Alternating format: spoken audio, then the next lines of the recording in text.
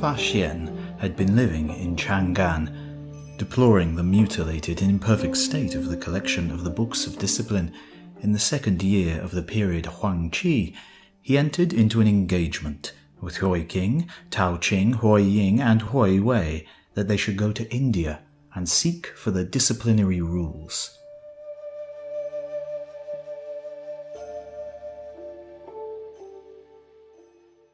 Li Hao, the prefect of Tanhuang, had supplied them with the means of crossing the desert before them, in which there were many evil demons and hot winds.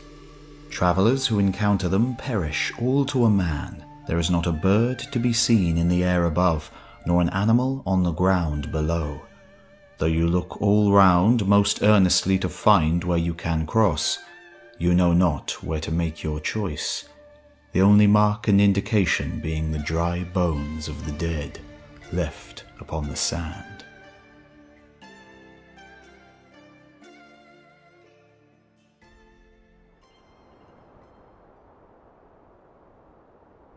The travellers went westwards towards North India, and they succeeded in getting across and through the range of the Onion Mountains. The snow rests on them both in winter and summer. There are also among them venomous dragons, which, when provoked, spit forth poisonous winds and cause showers of snow and storms of sand and gravel. Not 1 in 10,000 of those who encounter these dangers escapes with his life. The people of this country call the range by the name of the Snow Mountains.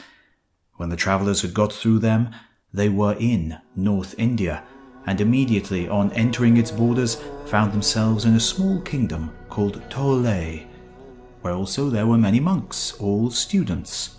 The way was difficult and rugged, running along a bank exceedingly precipitous, which rose up there, a hill-like wall of rock, 10,000 cubits from the base. When one approached the edge of it, his eyes became unsteady, and if he wished to go forward in the same direction, there was no place on which he could place his foot, and beneath were the waters of the river called the Indus. In former times, men had chiselled paths along the rocks and distributed ladders on the face of them, to the number altogether of 70, at the bottom of which there was a suspension bridge of ropes, by which the river was crossed, its banks being 80 paces apart.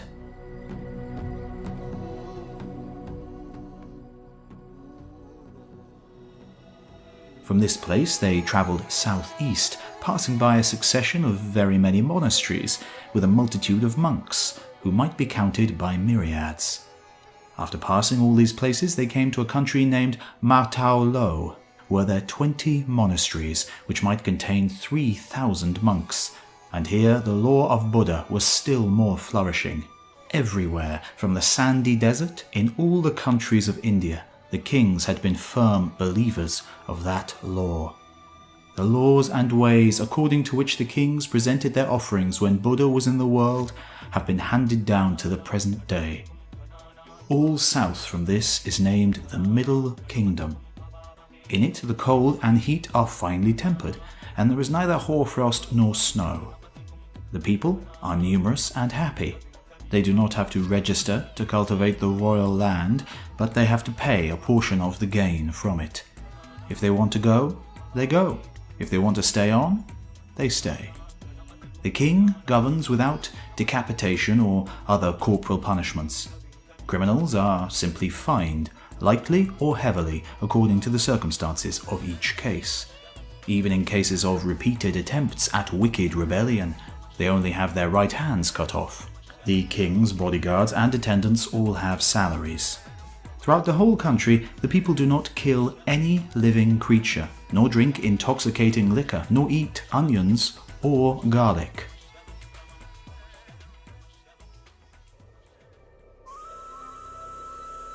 The only exception is that of the Chandalas. This is the name for those who are held to be wicked men and live apart from the others. When they enter the gate of a city or a marketplace, they strike a piece of wood to make themselves known, so that men know and avoid them, and do not come into contact with them.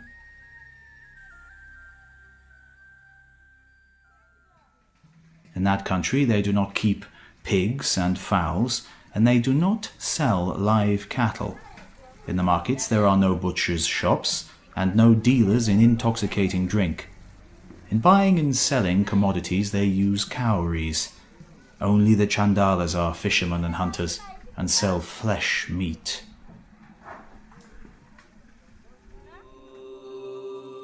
After Buddha attained to nirvana, the kings of the various countries and the heads of the Vaisyas built viharas for the priests and endowed them with fields, houses, gardens, and orchards, along with the resident populations and their cattle, the grants being engraved on plates of metal, without one daring to annul them, and they remain even to the present time. Having crossed the river and descended south for a yojana, the travellers came to the town of Pataliputra in the kingdom of Magadha, the city where the king Ashoka ruled. The royal palace and halls in the midst of the city, which exist now as of old, were all made by spirits which he employed, and which piled up the stones, reared the walls and gates, and executed the elegant carving and inlaid sculpture work in a way in which no human hands of this world could accomplish. The cities and towns of this country are the greatest of all in the Middle Kingdom. The inhabitants are rich and prosperous, and vie with one another in the practice of benevolence and righteousness. Every year, on the 8th day of the 2nd month, they celebrate a procession of images. They make a 4-wheeled car, and on it erect a structure of 5 stories by means of bamboos tied together. This is supported by a king post with poles and lances slanting from it, and is rather more than 20 cubits high, having the shape of a taupe. White and silk-like cloth of hair is wrapped all around it, which is then painted in various colours.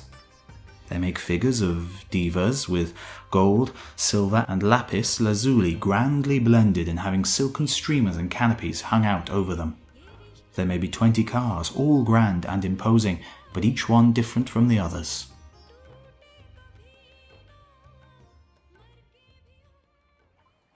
All through the night they keep lamps burning, have skillful music, and present offerings.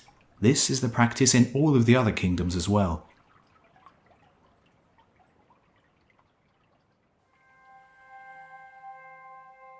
The heads of the Vaisya families establish in the cities houses for dispensing charity and medicines. All the poor and destitute in the country, orphans, widowers, and the childless men, maimed people and cripples, and all who are diseased, go to these houses and are provided with every kind of help, and doctors examine their diseases.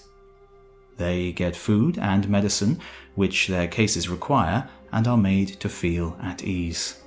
And when they are better, they go away of themselves.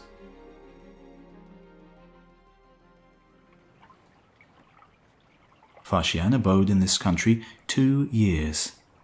Having obtained his Sanskrit works, he took passage in a large merchantman, on board of which there were more than 200 men, and to which was attached by a rope to a smaller vessel, as a provision against damage or injury by the large one from the perils of the navigation. With a favourable wind, they proceeded eastwards for 3 days, and then they encountered a great wind. The vessel sprang a leak, and the water came in. The merchants wished to go to the smaller vessel, but the men on board it, fearing that too many would come, cut the connecting rope. The merchants were greatly alarmed, feeling the risk of instant death. Afraid that the vessel would fill, they took their bulky goods and threw them into the water. Faxian, fearing that the merchants would cast overboard his books and images, he could only think with all his heart, "I have travelled far in search of our law. Let me, by your dread and supernatural power, return from my wanderings and reach my resting place."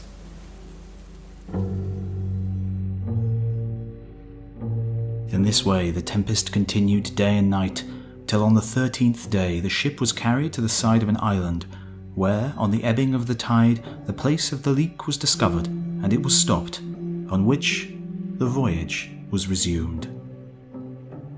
On the sea thereabouts there are many pirates, to meet with whom is speedy death. The great ocean spreads out, a boundless expanse.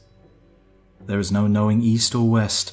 Only by observing the sun, moon, and stars was it possible to go forward. In the darkness of the night, only the great waves were to be seen, breaking on one another and emitting a brightness like that of fire, with huge turtles and other monsters of the deep all about.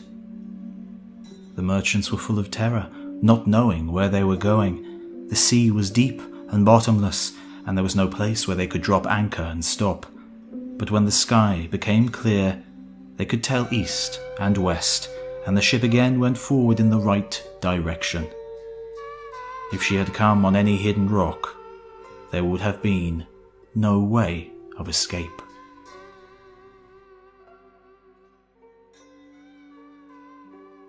When I look back on what I have gone through, my heart is involuntarily moved, and the perspiration flows forth.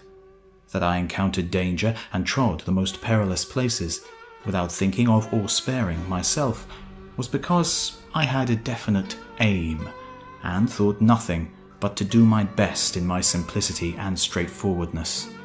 Thus it was that I exposed my life where death seemed inevitable, if I might accomplish but a 10,000th part of what I hoped.